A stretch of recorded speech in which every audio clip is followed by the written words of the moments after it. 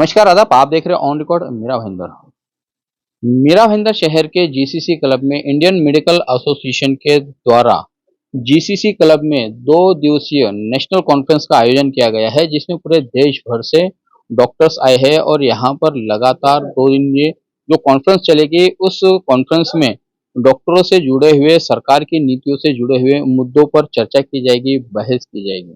आइए हम सबसे पहले आपको ले चलते हैं डॉक्टर राजीव अग्रवाल के पास। वो हमें जानकारी देंगे कि ये जो कॉन्फ्रेंस का आयोजन किया गया है, किस प्रकार की कॉन्फ्रेंस थी? आज हमारे मीरा भाईंदर की शाखा जो इंडियन मेडिकल एसोसिएशन है, उसने नेशनल कॉन्फ्रेंस लिया हॉस्पिटल बोर्ड ऑफ इंडिया। ये जो नेशनल कॉन्फ्रेंस है वो बेसिकली हॉस्पिटल्स को जो प्रॉब्लम्स आती है, सरकार की जो पॉलिसीज, जो क्लिनिकल इस्टेब्लिशमेंट एक्ट है, या रोजमर्रा की जिंदगी में जो हॉस्पिटल्स को प्रॉब्लम आती है सरकार की नीतियों की वजह से, उसके बारे में हम चर्चा करेंगे। इसके अलावा हम और भी बहुत सारे विषयों पर चर्चा करेंगे जिसकी वजह से डॉक्टर और हॉस्पिटल में जो हम उसको सोल्यूशन ला सके। आज लगभग 35 से ज्यादा लोग महाराष्ट्र से बाहर आए हैं और लगभग 65 से ज्यादा लोग महाराष्ट्र से आए हैं। ये सब बुद्धिजीवी एक साथ में इकट्ठा होके अलग अलग इन चीजों के ऊपर चर्चा करने के बाद हम एक व्हाइट पेपर जल्दी लेके आएंगे, जिससे हमारे जितने भी इंडियन मेडिकल एसोसिएशन के पदाधिकारी हैं, जो मेंबर्स हैं, उनको हम सर्कुलेट करेंगे ताकि इससे फायदा हो। प्लस सरकार की जो नीतियां जिसमें सुधार होना चाहिए, हम सरकार को भी वो प्रस्तावित करेंगे। इसीलिए आज दोपहर को 3 बजे से रात को 9 बजे तक ये कॉन्फ्रेंस, और कल सुबह 8 बजे से लेके 4 बजे तक। इसके अलावा इसके अंदर हम फाइनेंस रिलेटेड, हॉस्पिटल को वायबल कैसे करने का, लोन्स रिलेटेड और भी कई सारे चर्चाओं के ऊपर और एकेडमिक चर्चाओं के ऊपर भी हम डिस्कशन करेंगे। इंडियन मेडिकल एसोसिएशन की महाराष्ट्र की जो विंग है, उनके जो यहाँ के प्रेसिडेंट है डॉक्टर रविंद्र कुटे, इनसे हम जानते हैं कि इंडियन मेडिकल एसोसिएशन की महाराष्ट्र की टीम किस प्रकार से काम कर रही है, पूरे राज्य स्तर पर उन्होंने क्या-क्या उपलब्धियां की है अब तक। ये दो दिन जो है 8 और 9 जुलाई, ये नेशनल लेवल का clinical establishment act and Hospicon conference. Hospital board of India is a network of hospitals, जिनमें स्मॉल साइज हॉस्पिटल्स और मीडियम साइज हॉस्पिटल का एक ट्रेड यूनियन है।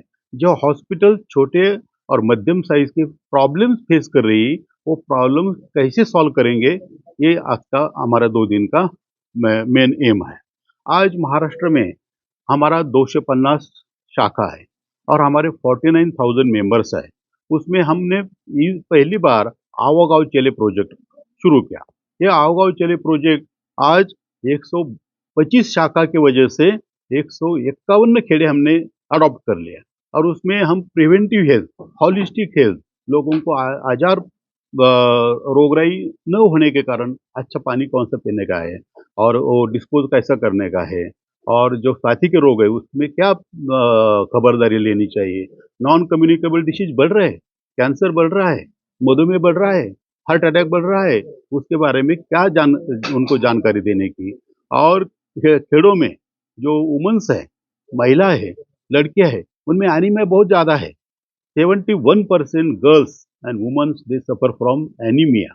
तो उनके लिए क्या करना चाहिए। और लास्टली फीमेल कैंसर्स बहुत सारे देहातों में वो रोजगार कमाते हैं, दिन में 200-300 रुपये मिलते हैं। उनको लगता है ये बंद करके एक दिन हॉस्पिटल में जाने का, वहाँ 1000 रुपये खर्च करने का, तो इसीलिए वो लेट हो जाते हैं। तो उनके उधर जाने का, फीमेल कैंसर डिटेक्ट करने का, आज 70% cancer in female are breast cancer और सर्वाइकल कैंसर। वो अर्ली एज में डिटेक्ट किया, उनको इलाज किया, उनको वैक्सीनेशन, आज वैक्सीनेशन उपलब्ध है। तो ये हमारा उधर जाके काम है। तो आज हम 151 विलेजेस हमने अडॉप्ट किया और हमारा काम ज़बरदस्त चल रहा है। दूसरा जो हमारा है टीबी अडॉप्शन। सरकार तो दवा देती है, मुफ्त देती है, लेकिन एमडीआर टीबी हो रहा है, रेजिस्टेंस हो रहा है, दवा को प्रतिशत नहीं मिल रहा है, और वो बम्बई के जैसे मेट्रोपॉलिटन में बहुत ज़्यादा धोखा है। हम उसमें इम्यूनिटी बढ़ाने के लिए, न्यूट्रिशनल सपोर्ट के लिए आईएमए आगे आ रहे हैं। हम एक मरीज को 500 रुपये महीना ग्रॉसरी देते, धान्य देते, और बड़ा होने तक 6 महीने का 3000 रुपये का धान्य हम पेशेंट को देते हैं। ऐसा आईएमए महाराष्ट्र ने 5000 टीबी पेशेंट अडॉप्ट किया है। तीसरा, जो ब्लड डोनेशन हमारा 1 जुलाई जो डॉक्टर्स डे रहता है, हम सबको मोटिवेट करते हैं। डॉक्टर की संगठन है, पैरामेडिकल्स है और स्वयंसेवी संगठन जो गांव में है, उनको मोबिलाइज करके हमने 7,000 ब्लड बॉटल्स कलेक्ट किया 2 दिन के अंदर, 1 जुलाई और 2 जुलाई।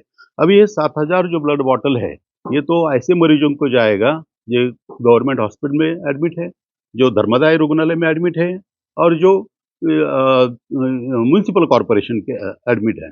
7,000 ब्लड बॉटल समझो 2-3 हज़ार लोगों को तो काम आ जाएगी। एक ब्लड बॉटल से तो कुछ नहीं होता। जो पेशेंट एक्सीडेंट है, जो पेशेंट मेजर ऑपरेशन का है, तो कम से कम 2-2.5 हज़ार लोगों को जान बचाने के लिए ये तो काम आ जाएगा। ये इस साल ये रिकॉर्ड हो गया। 7,000 blood bottles by doctor community in 2 days, it's a record. ये है अपना केंद्र बिंदु है एकादशी, उनमें 10-12 लाख लोग पंढरपुर जाते। ये पहली बार हमारे इंडियन मेडिकल एसोसिएशन ने 3 स्तरों पे इलाज किया। पहला 11 जून तो 27 जून तक आलंदी टू पंढरपुर हे 15 दिन में 35 हमारे ब्रांच के लोगों ने इन्वॉल्व किया।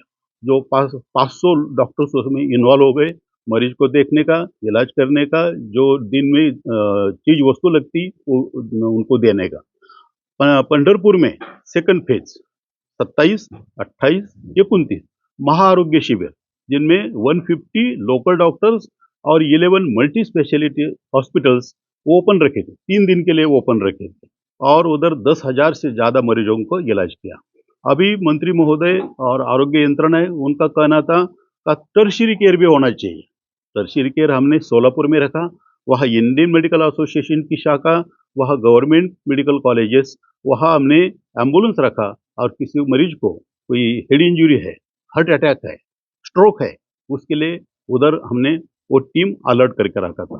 तो इसीलिए कौन सा भी बड़ा कैजुअलिटी नहीं हुआ, डिजास्टर नहीं हुआ, डेथ नहीं हुई।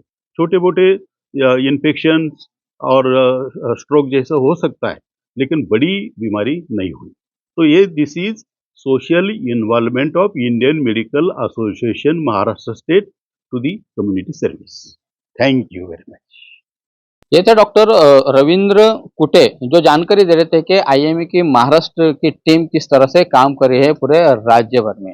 आइए अब हम आपको ले चलते हैं इंडियन मेडिकल एसोसिएशन के नेशनल प्रेसिडेंट और डॉक्टर शरद अग्रवाल, जो सरकार की जो नीतियां है उन नीतियों पर रोशनी डालेंगे कि कौन सी ऐसी नीतियां है जिसके चलते भविष्य में हमारे देश के नागरिक और हमारे देश के डॉक्टरों को मुसीबत में डाल सकती है, उन्हें परेशानी खड़ी कर सकती है इलाज के दौरान। आइए हम जानते हैं। सबसे बड़ा प्रॉब्लम हमारा है वायलेंस का। वायलेंस जो डॉक्टर्स के ऊपर है आए दिन कहीं ना कहीं होता है, वो वायलेंस बंद होना चाहिए।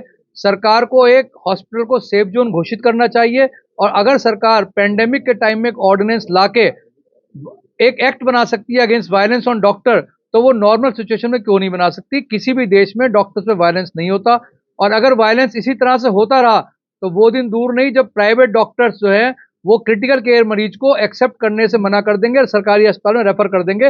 वो स्थिति बहुत बुरी होगी। दूसरा, हम लोगों ने आओ गांव चले प्रोजेक्ट शुरू करा है। हमारे लीडर डॉक्टर केतन देसाई ने इसे लॉन्च करा है। ये 2003 से चल रहा था, लेकिन कोविड की वजह से ये 4-5 साल से रुक गया था। इसके अंतर्गत हमने हर अपनी 1700 से ज्यादा ब्रांचेज हैं पूरे देश में, उनको कहा है एक एक गांव गोद लें और वहां पर रेगुलरली हर महीने प्रिवेंशन ऑफ डिसीज पे कार्य करें और जो भी गांव में सरकारी सुविधाएं हैं उस गांव को उस सरकारी सुविधा से सरकारी अस्पताल से कनेक्ट कराएं। तीसरा बहुत इंपॉर्टेंट विषय है नेक्स्ट, जो एक एग्जिट टेस्ट प्रपोज करा है एनएमसी ने, वो खतरनाक है। जब तक कि देश में मेडिकल एजुकेशन का स्तर एक सा नहीं होता तब तक इस तरह का कोई भी टेस्ट बेईमानी है, लाखों बच्चों के साथ अन्याय है। जैसा कि आप जानते हैं कि पिछले 9 सालों में या 10 सालों में 350 नए मेडिकल कॉलेज खुले हैं और एनएमसी अगर उनका इंस्पेक्शन करे तो उनमें से आधों में पूरी फैकल्टी नहीं है, इंफ्रास्ट्रक्चर नहीं है। तो किस तरह से गुणवत्ता ऑफ जो एजुकेशन है वो एक सी है, जब एक सी नहीं है तो एक सा एग्जाम नहीं हो सकता। और जो 1.5 करोड़ रुपए 1.25 करोड़ रुपए फीस देके बच्चा जाएगा, घर बेच के लोन लेके शिक्षा ग्रहण करेगा, 5 साल के बाद आप उसे कह देंगे लाइसेंसिंग एग्जाम भी आपने नेक्स्ट से कर दिया कि तुम इंडिया में प्रैक्टिस ही नहीं कर सकते, तो वो अराजकता करेगा। और अगले साल से नए मेडिकल कॉलेज में बच्चे नहीं मिलेंगे, जब बच्चे फेल होने शुरू हो जाएंगे तो ये नेशन लॉस है। ये बहुत इंपॉर्टेंट चीज है जो हम आपके माध्यम से करना चाहते हैं। और चौथा, जो क्लिनिकल एस्टेब्लिशमेंट एक्ट है वो व्यवहारिक होना चाहिए, जिससे कि इलाज महंगा ना हो और 50 बेड से छोटे अस्पतालों को सबको क्लिनिकल एस्टेब्लिशमेंट से बाहर रखना चाहिए, जिससे कि जो गांव देहात में छोटे नर्सिंग होम चल रहे हैं वो कम पैसे में इलाज करते रहें। अगर क्लिनिकल एस्टेब्लिशमेंट की सारी चीजों को मान के अस्पतालों ने सारे मानक पूरे करे तो वो अस्पताल का जो ट्रीटमेंट है 10 गुना बढ़ जाएगा, जो कि गांव की जनता के साथ अन्याय होगा। अब मुझे बताइए, जो अस्पतालों में आग लगी है जाके स्टडी कीजिए, वहां पे पूरे फायर सिस्टम लगे हुए थे।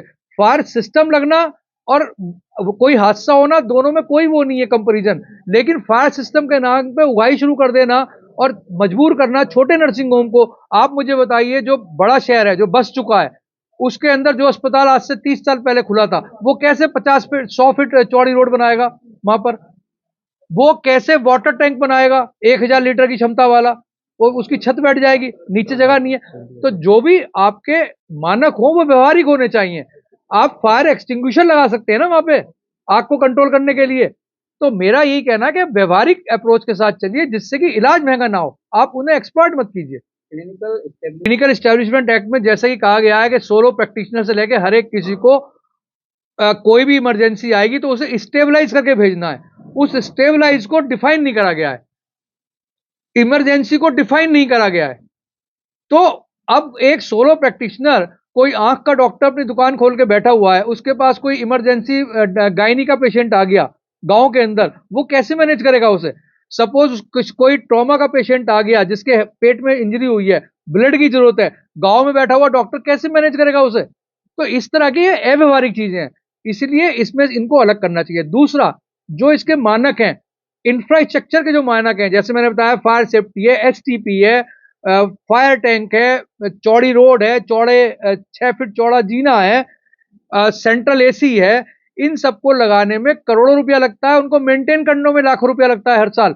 वो छोटे अस्पताल नहीं कर पाएंगे और वो करेंगे तो इलाज महंगा हो जाएगा। ये कारण है। तीसरा, मैन पावर का इसके अंदर इश्यू है। मैन पावर में वो कहते हैं ट्रेंड पैरामेडिकल, ट्रेंड नर्सेज। पहले गैप एनालिसिस तो कर लें कि कितनी रिक्वायरमेंट है और कितने हैं आपके यहाँ अवेलेबल इंस्टीट्यूट, तब इस बात को लागू करें। जब आपके यहाँ ह्यूज गैप है डिमांड सप्लाई में पैरामेडिकल का, ट्रेंड पैरामेडिकल का, जो यूनिवर्सिटी से एफिलेटेड हो, तो वो पूरे कहां से करेंगे? तो अल्टीमेटली उन्हें बंद करना पड़ेगा। बंद करेंगे तो ये जनता का नुकसान है। ये थे इंडियन मेडिकल एसोसिएशन के नेशनल प्रेसिडेंट और डॉक्टर शरद अग्रवाल, जो बता रहे हैं कि सरकार की जो पॉलिसी है उन पॉलिसियों में कहीं ना कहीं बदलाव लाने की जरूरत है, सुधार लाने की जरूरत है, जिसके चलते जो छोटे मोटे जो अस्पताल है या छोटे मोटे जो क्लिनिक है ये जिंदा रह सकेंगे और सामान्य नागरिकों को उसका लाभ मिलता रहेगा। अब देखना है कि आईएमए द्वारा सरकार को दिए गए सुझावों पर गौर किया जाता भी है या सरकार कॉरपोरेट लोगों के हित में काम करती है और सामान्य नागरिकों को परेशानी में डालती है। ये आने वाले समय में पता चलेगा। आप देख रहे हैं कैमरामैन आरिफ कुरैशी और साबिर शेख के साथ ऑन रिकॉर्ड मेरा भाईंदर। धन्यवाद।